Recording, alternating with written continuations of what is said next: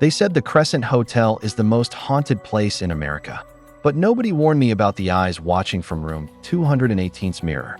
The rules taped inside my mop bucket weren't just weird, they were warnings.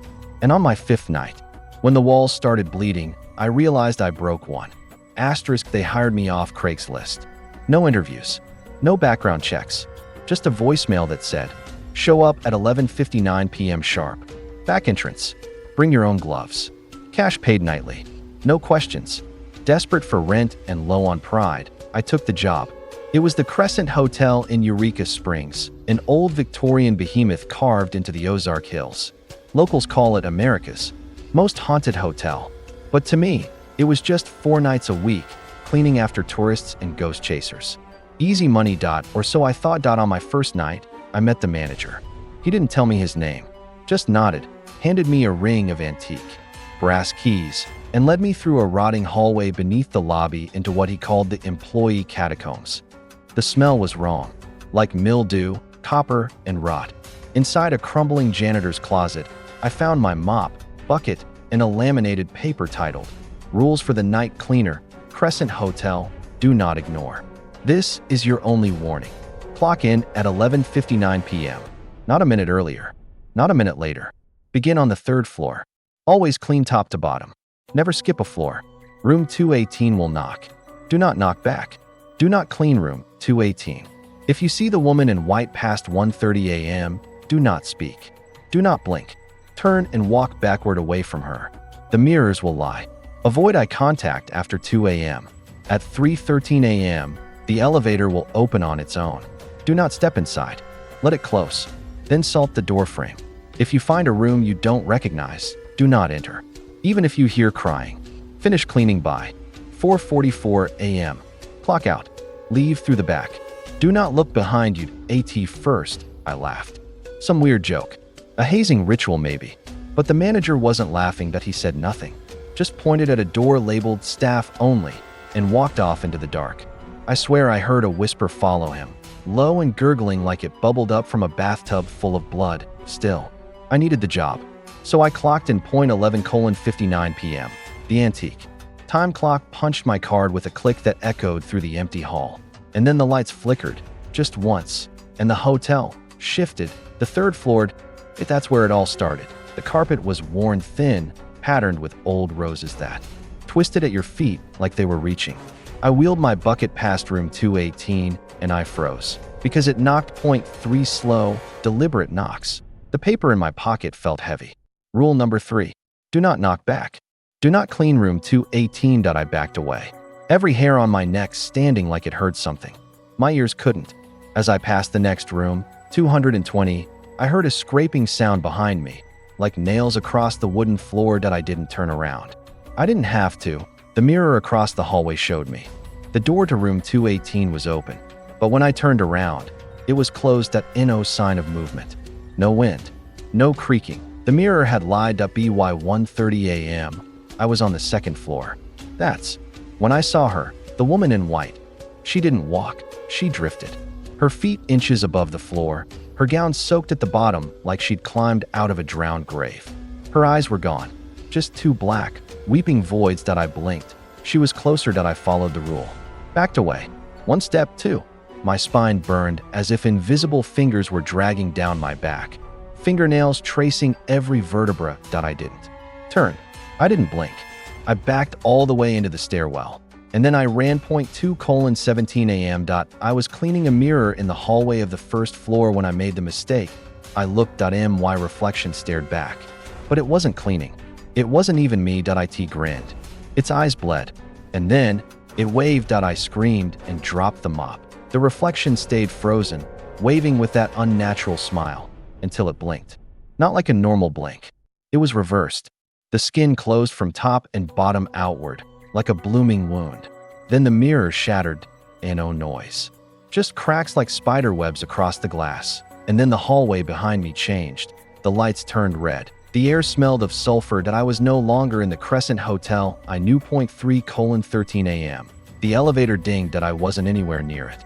I heard it from the opposite wing, echoing through the twisted halls.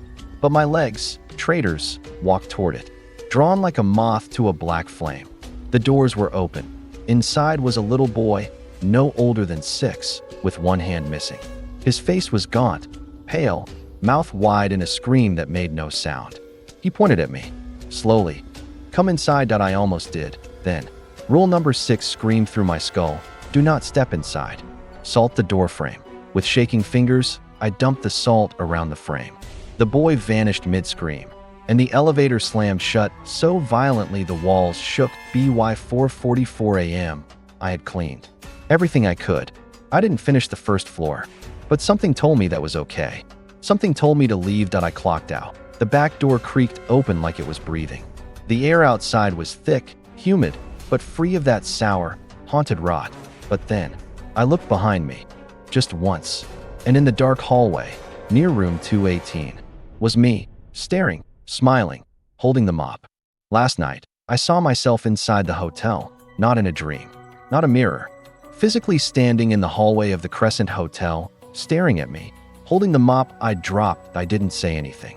Neither did he, but as I left through the back door, I knew something had changed. Something had followed me out. When I got home, my apartment felt wrong. The air was colder. My bedroom mirror was fogged. The mop, my mop, was sitting inside the corner of my room, but I left it at the hotel. I called the manager's number. No answered. No voicemail. Just static and a whispering voice that said, "You broke Rule 8. That night, I didn't sleep. By 10 p.m. the next day, I was already dressed, sitting in my car, staring at the looming silhouette of the Crescent Hotel. Its windows glowed faintly like watching eyes, and the air felt thick, like the building itself was breathing. 11:59 p.m. I clocked in. This time, my punch card had something extra written on it. Rule number 9. Don't clean room 302. It wasn't there yesterday. I didn't remember a room 302. But I remembered the third floor well. That was where room 218 had knocked from behind a closed door.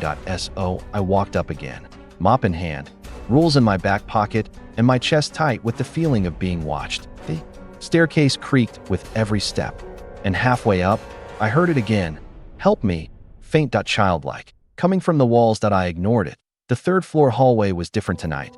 The wallpaper had changed. Where once there were rose patterns, there were now jagged thorns, etched directly into the walls, like claw marks. The air was damp, and the carpet squished beneath my boots. Room 218 was quiet. No knocking, just a faint red glow bleeding out. From beneath the door, I didn't stop. I kept walking. Then I saw it. Room 302. I swear to God, it wasn't there before. The plaque was crooked. The wood around the doorframe looked freshly nailed in, like it had been bricked over and then reopened. The door was slightly ajar. The inside was pitch black, and on the wall beside it, in dripping red paint, "This room feeds." My mouth went dry. I backed away, but the door creaked open wider, revealing only a sliver of absolute blackness, and a figure inside, tall but motionless, no face, just teeth. Rows and rows of 2 white teeth gleaming in the dark. I turned and ran. The hallway behind me stretched, literally stretched. The exit now seemed 100 feet away. From behind, I heard footsteps, then galloping, then skittering, like something crawling after me on too many legs. The walls twisted. Mirrors shattered as I passed. And behind me, room 302 slammed shut.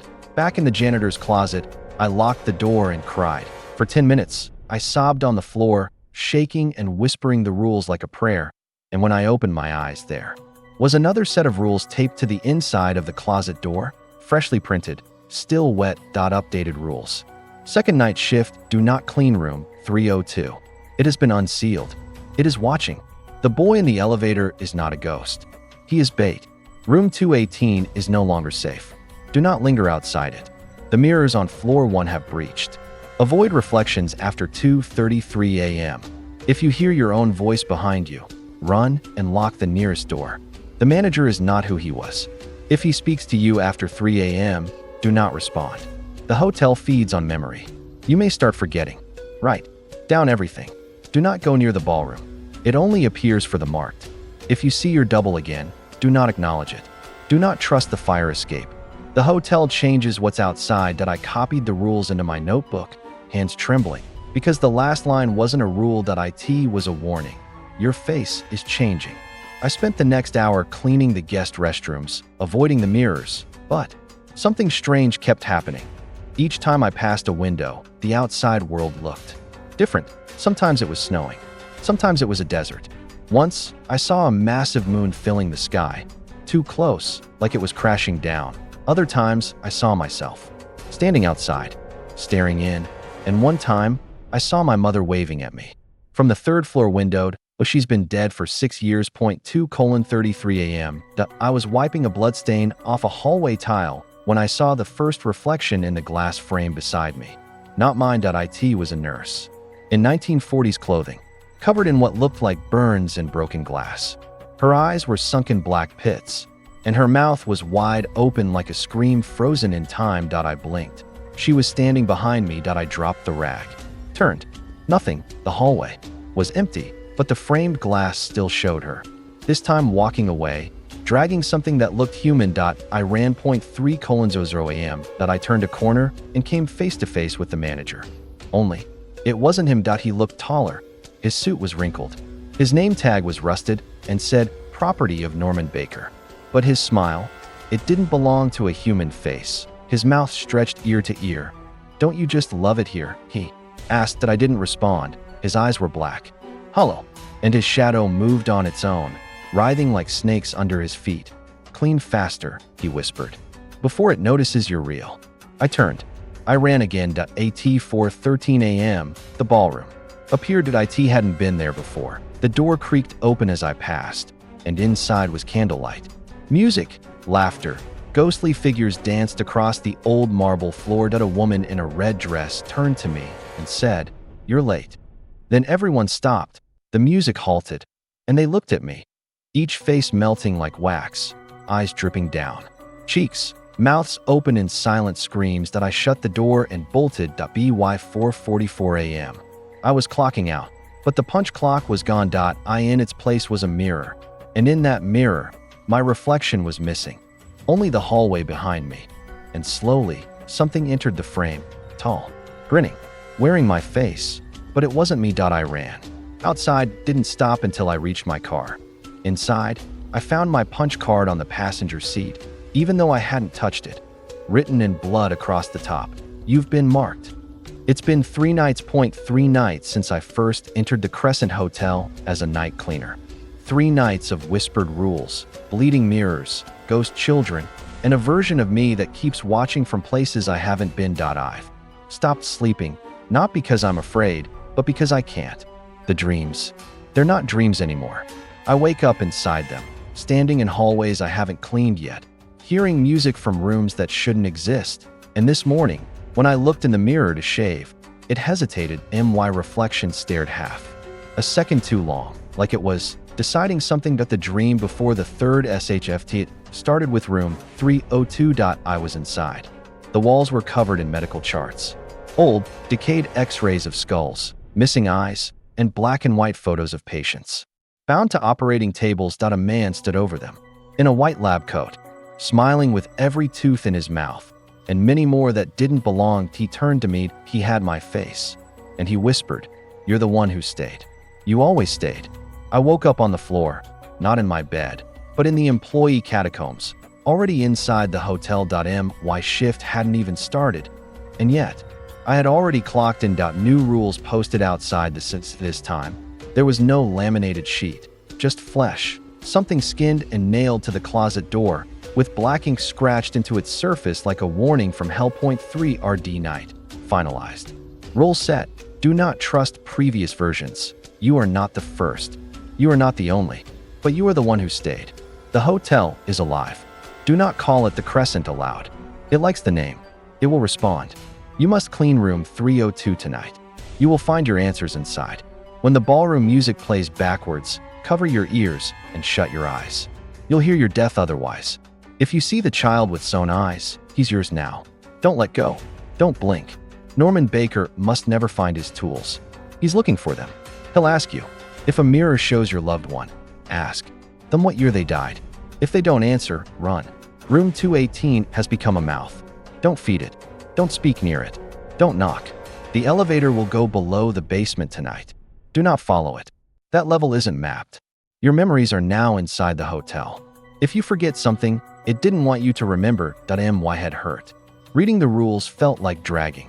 Glass across my brain. I looked at my arms. More marks, like scratches I didn't remember getting, and bruises in the shape of hands. The hotel was already awake, and this time, it wanted me to go to room 302. Entering room 302, there was no hesitation. Tonight, I walked to the third floor, past room 218, where I heard soft chewing sounds behind the door, and stopped outside 302. The door opened on its own.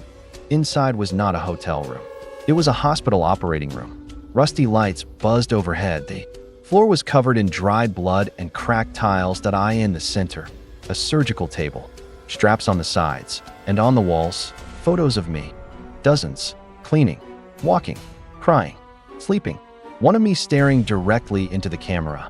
Taken from a place I couldn't identify. A voice came from the ceiling vents. You stayed longer than any of them.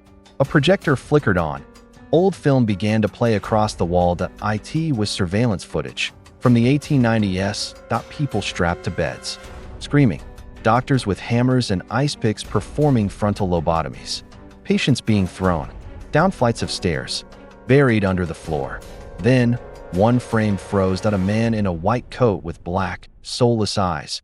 Norman Baker, the founder of the original hospital, the Crescent Hotel, had once disguised itself as a charlatan doctor who claimed he could cure cancer by cutting out the soul. And the last patient on screen? Me, strapped to a table, screaming. Norman leaned over and whispered, "You volunteered." I couldn't move. My legs went numb. The projector shut off. Behind me, someone breathed. I turned and saw myself, standing naked, carved open down the chest, grinning ear to ear. It lunged. I ran. The hotel becomes the hallways weren't where they were before. Every turn led somewhere different. Some rooms were filled with frozen guests, trapped in place like wax statues, eyes wide, mouths open in final screams. One room led to a field. Another led to a room made entirely of mirrors, each showing a different version of me. Some dead, some laughing, some slowly banging their heads against the glass until they bled. In one reflection, I saw my mother again. She said, "Why didn't you wake up?" Then shattered into 1,000 screaming faces. 3:33 a.m. The forgotten or the elevator door opened again. But this time, instead of the boy, it was me, but older, tired, scarred. "Don't go down there," he said. "That's where we stop being us." Behind him, a bottomless shaft. He stepped backward into it and vanished. I felt the floor shake. From deep below, something howled, something that had my voice. The final mirror be 4:40 a.m. I was dragging myself to the lobby, bleeding, shivering, hallucinating. Or maybe not hallucinating anymore. I passed the mirror by the front desk. My reflection wasn't there. Instead, I saw a clean hallway, normal, peaceful, and me, mopping the floors, smiling. I touched the glass, and the reflection looked up, terrified. Mouth, "Please, let me out." Behind me, the real hallway creaked, and something said, "We'll try again tomorrow." I clocked out. The time card had no time. Just a single word burned into it. "Property of room 302, post-shift notes." I wrote these. Or did I? I'm losing memories. I can feel it. I forgot my sister's name yesterday. The hotel is rebuilding something using me. There are hundreds of versions of me in that place. Some worse, some not human anymore. One of them whispered in my ear, "The only way out is to replace yourself." And the worst part, I saw my face on the wall tonight. Not in a photo, not in glass, but growing out of the plaster. It was whispering. And it said, "Welcome back, Dr. Baker. The rules don't matter anymore. Not because I understand them, but because they've stopped applying to me." It's like the hotel finally realized I figured something out. Not all of it, but enough. Enough to be dangerous. Enough to be replaced. My apartment was gone.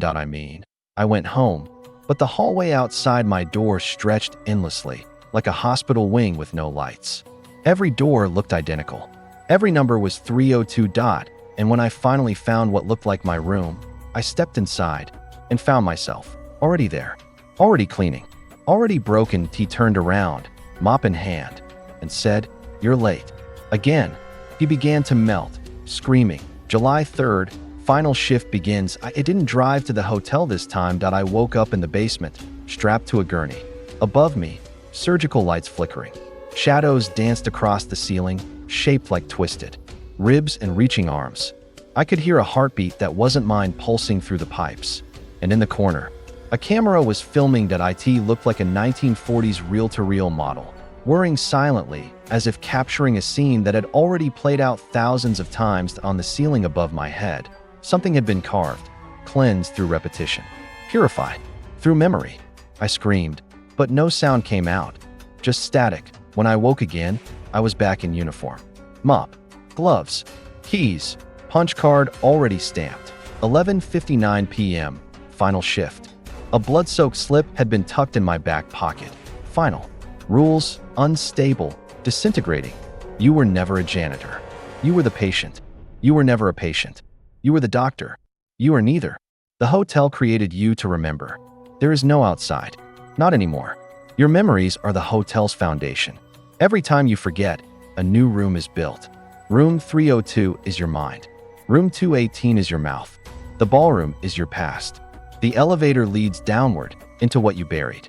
You must reach the boiler room. Burn the body. End the loop.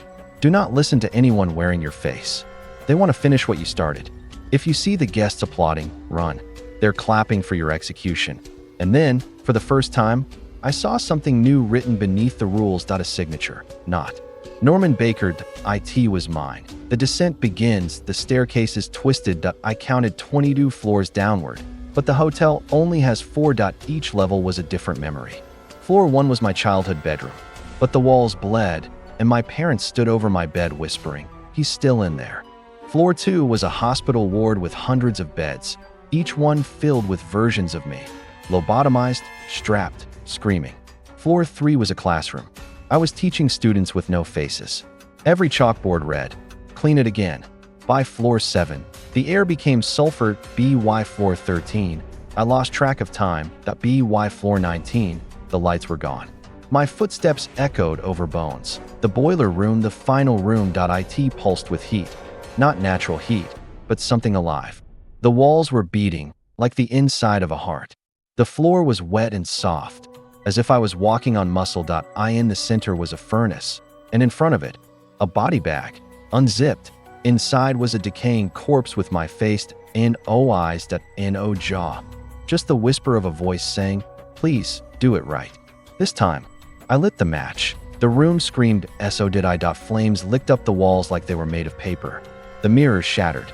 Every rule I'd ever read began to burn off my skin, one by one, as if they had been tattooed into my flesh. And, in the fire, I saw it. The truth, the Crescent Hotel's origin. The memory, LOOP. This place never needed guests. It needed memory. Identity. Emotion. It harvests people, their thoughts, their fears, their routines, and builds an eternal loop, trapping their minds in repeating roles: janitor, guest, patient, nurse, manager, doctor. It doesn't care what you were in life. It molds you into what it needs to remember itself, and the deeper you go, the more of yourself you lose, until there's nothing left but your function. I dropped the match into the corpse's mouth. The fire roared. I screamed, and woke up in the janitor's closet. Back at 11:59 p.m. Epilogue. The new cleaner arrives. They hired a new guy today. Same Craigslist ad. Same voicemail. I watched from room 218's mirror as he arrived. Nervous, confused, mop in hand. The manager handed him the rules, and when the kid asked, "Is this a joke?" the manager smiled and said, "No, you're replacing the one that burned. As for me, I'm still here, still cleaning, still remembering. Or maybe I'm what the hotel remembers, but maybe not really, because you read the rules too, didn't you? You followed along. You imagined the hallways. You opened room 302 in your mind. So if your mirror lingers too long tonight, if your hallway suddenly looks a bit too long, just remember, the Crescent Hotel doesn't need a location. It needs a witness, and now you're hired."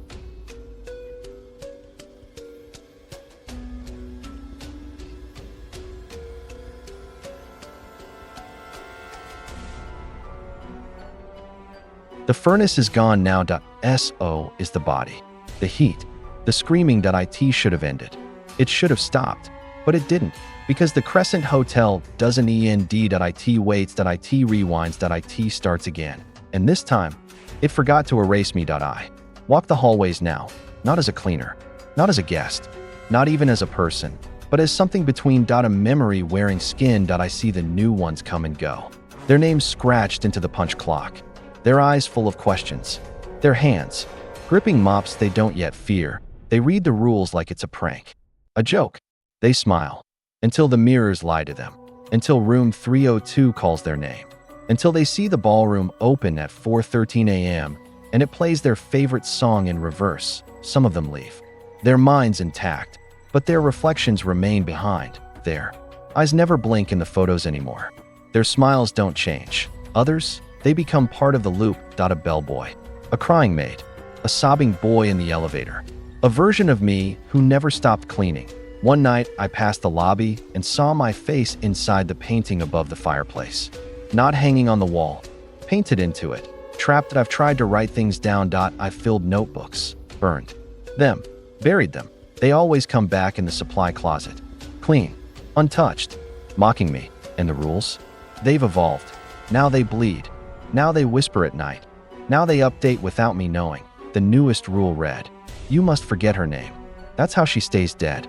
But I remembered that Emily.my sister, the one I buried, the one I saw through the mirror 3 nights ago, clawing at the glass, eyes black, whispering, "You said you'd never leave me behind."